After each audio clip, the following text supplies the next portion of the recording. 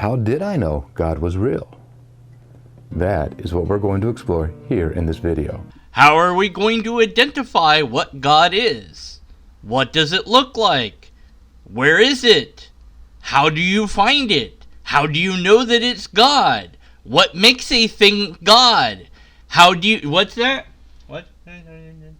Oh, yeah, we're not going to answer any of those questions. Okay, here we go. Now, my name is Charles, and this is a simple, not shallow video. A video for those who want a deeper faith, not a confusing one. What is faith in this particular context? Because he says, how do I know there's a God? But then he says that this is to have a deeper and a not confusing faith, a not shallow faith. But why would you need faith if you know it? Knowledge implies to me that you don't have any doubts, whereas faith implies to me that you don't really have all the evidence that you might want, or perhaps you have no evidence at all. Now I'm going to give a very simple example. So here's a little creature that I have, and I'm going to put him down here on this table here. And I'm going to move the camera away. And then I'm going to make a statement.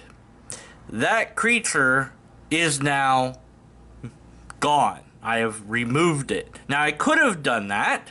I'm using one hand to hold the camera and the other hand is free to have done that. And you have to decide whether or not you want to believe me. And you have a hypothetical 50-50 chance of getting it right. I'm not sure if there's another option. Well, no, at any rate. So, is it really there? Do you have faith that I'm telling the truth? Or do you believe that for this demonstration I have told a lie? In which case you have faith that I've told a lie. And until I show you one way or the other, you can't know which way is correct.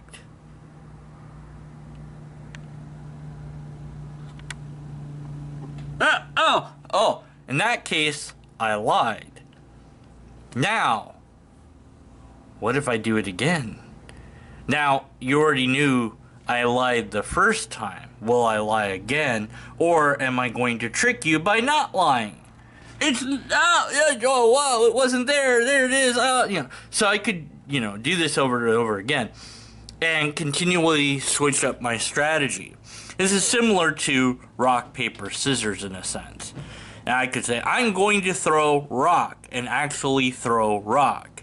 But because I'm saying that I'm going to throw a rock, you might think, well, he's trying to trick me, and he's not going to throw a rock.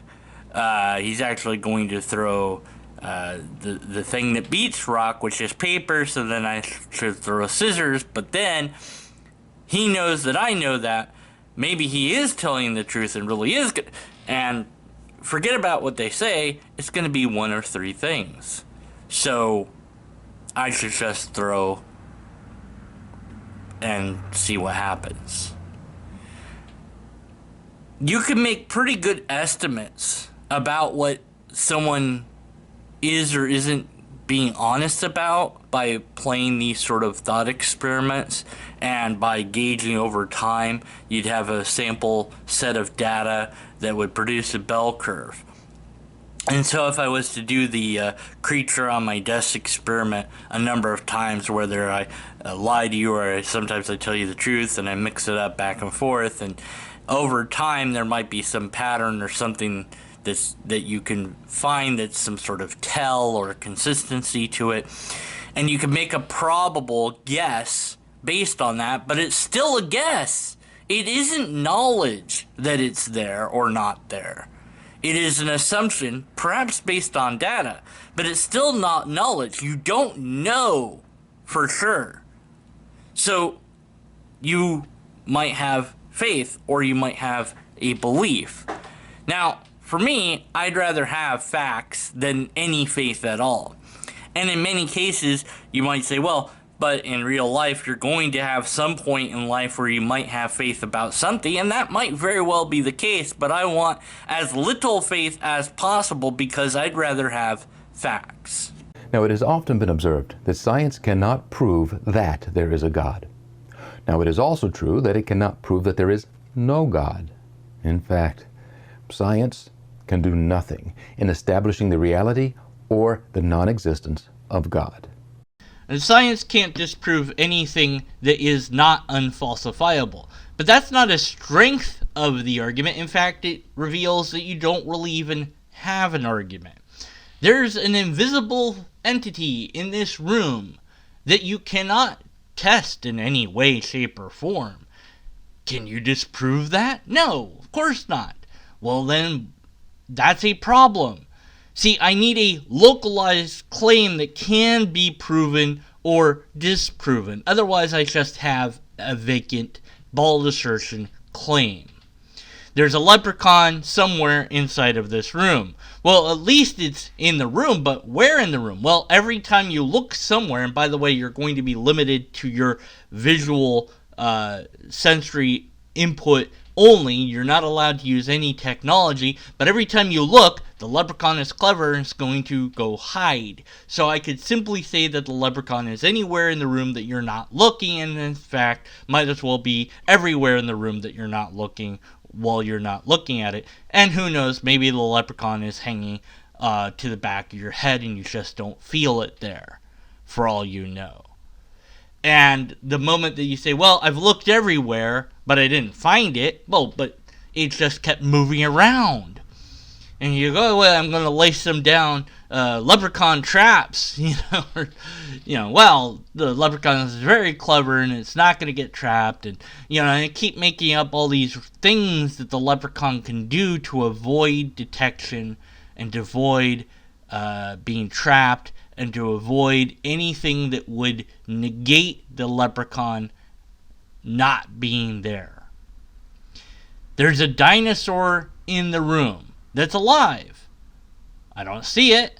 Okay, then there isn't a dinosaur in the room. You're right. I was making that up. That's something that can be negated. See, it's a claim. And you need to have a way to negate the claim. And if you don't have a way to negate the claim, then the claim is just a fabrication. So not having a way to disprove the idea means that the idea might as well not even be one. The fact that science can't disprove it actually is in your disfavor.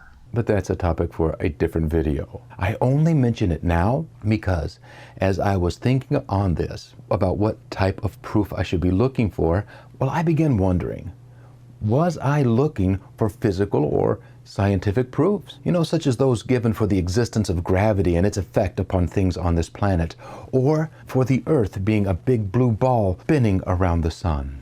Or is proof for a relational God better found in terms that are non-physical? This is simply assuming the conclusion. There is a God, and not only that, but it is a God that is able to have a relationship with you.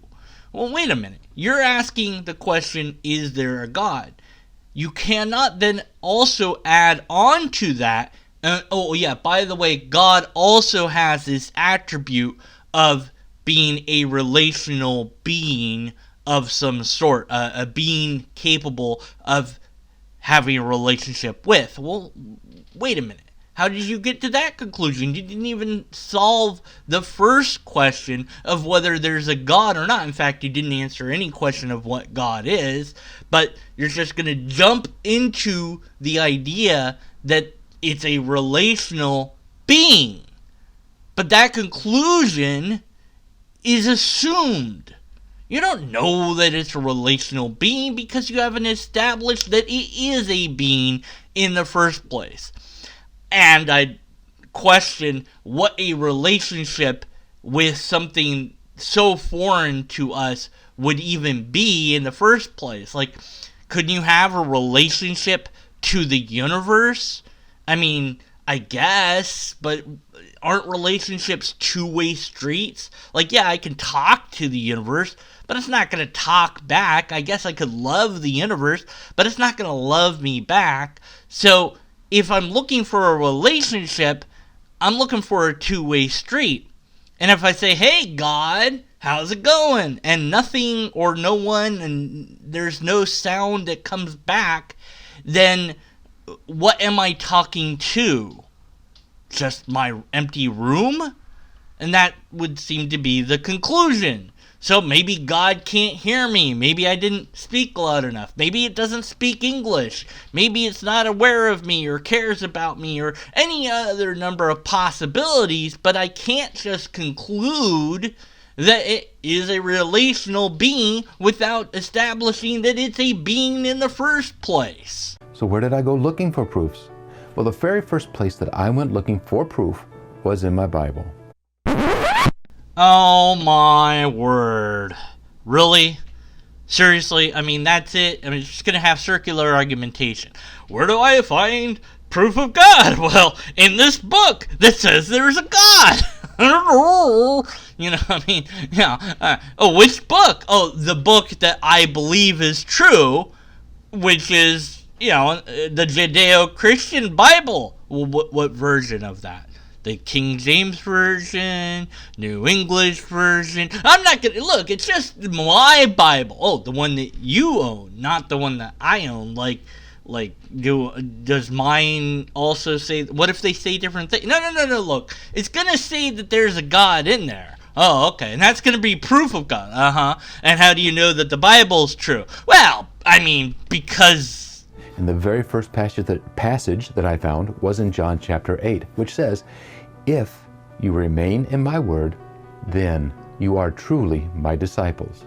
Well, how is that the first passage you found? Like, how did you find that passage?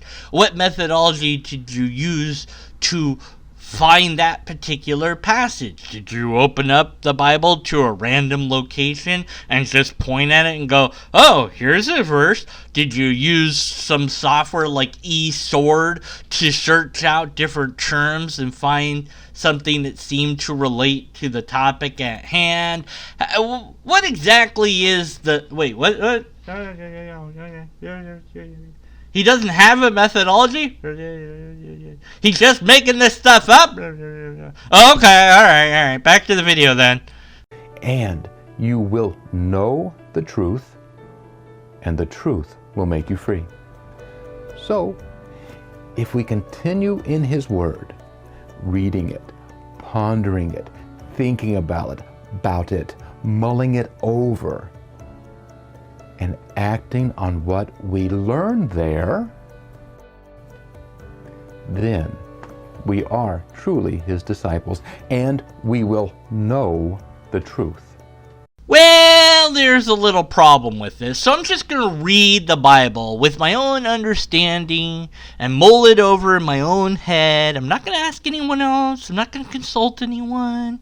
I'm not going to look up other things, because this is the Word of God, and it's the final authority on all the things, right, I guess? So, what possible problem could I run into? Well, let's see. The thing is, my wife, she cheated on me. It's really messed up.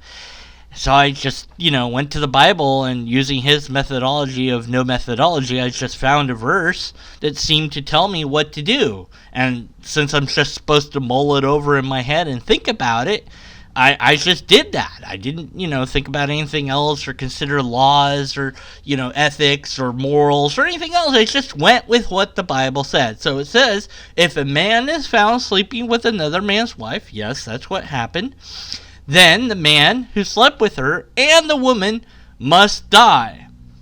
Now it also says I have to purge the evil from Israel, but I don't live in Israel. But I'm pretty sure, based on my own mulling of this idea in my own head, that it means everywhere, not just Israel. So, I killed the guy and the woman. I had to do it by stoning them to death. So it was kind of difficult to do, but I did manage to do it. So, yeah, that's what I did based on your advice there. Thanks for that advice. Maybe you want to rethink this. Maybe, just, a few disclaimers, some better methodology or what? No. The Old Testament totally counts. See, he didn't say to worry about like all the Bible. He just said like read it and no, based on the way. No. That doesn't matter. I haven't gotten to the Jesus part yet. That might look like a circular argument, meaning that we are trying to make our belief the proof. That we are saying we prove God to be real because we believe him to be real. Oh, if it looks like circular reasoning, it's because it is. Which is truly no proof at all. And yet, when we look a little closer at what the Bible is actually saying, we see that this is not what it is saying. For Jesus says this in just a few chapters later, if you remain in me, and my words remain in you, then you will be my disciples. Which so far tracks with John chapter 8, right? He says, remain in my love then. And if you keep my commandments, you will remain in my love. And this is my commandment to you, that you love one another, even as I have loved you. When you read it, to confirm that it's not circular reasoning, see, it says something different than your belief isn't based on the thing that you're reading. See, it's based on this other thing that you're reading. And so you see, when you read it, to confirm that it's not circular reasoning, see, it says something different than your belief isn't based on the thing that you're reading. See, it's based on this other thing that you're reading. And so you see, when you read it, to confirm that it's not circular reasoning, see, it says something different than your belief isn't based on the thing. Now, did you notice how Jesus opened up this remaining in him and in his word to involve loving others? See, knowing how to love, knowing love, is part of knowing the truth. And nothing takes us out of the realm of mere physical proofs quicker than loving someone else. And nothing lands us straight smack dab into the middle of relational ones as quickly as loving does. It's not circular reasoning. See, it says something different than your belief isn't based on the thing that you're reading. See, it's based on this other thing that you're reading. Now it is at this point that things begin to get interesting. Hang on. See, in John 1, it's not it says, circular reasoning. See, it this says is how we know that we know your belief him, isn't based on the thing if we keep his that you're commandments. reading. See, Which it's based on this other opens thing up a very interesting thought, See, does it not? Says something See, if we different know him, then your well, by belief default, isn't based we on the know thing him that to you're be reading. real. See, it's based on this other thing that you're reading. But God's love has most certainly been perfected in whoever keeps his word. And this is how we know that we are in him. That might look like a circular argument. Because it is! So you know that there's a God because you love God, and then you obey God, and then you know that there is a God because you love the God, and then you love God because you know that there's a God, and then it's completely circular!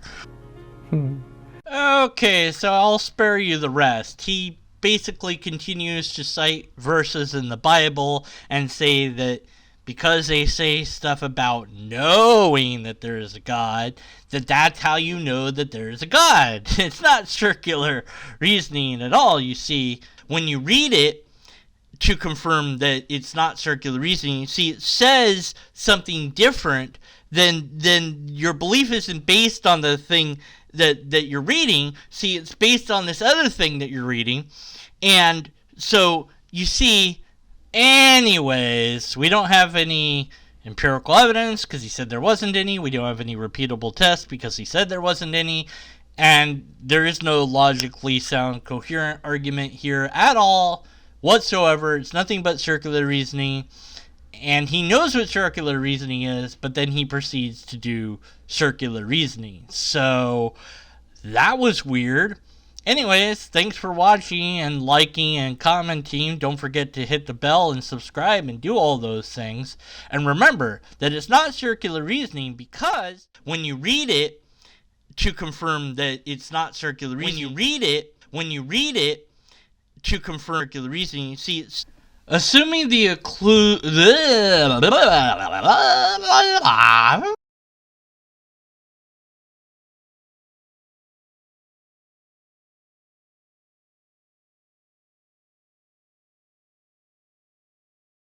when you read it to confirm that it's not circular reasoning, you see it says something different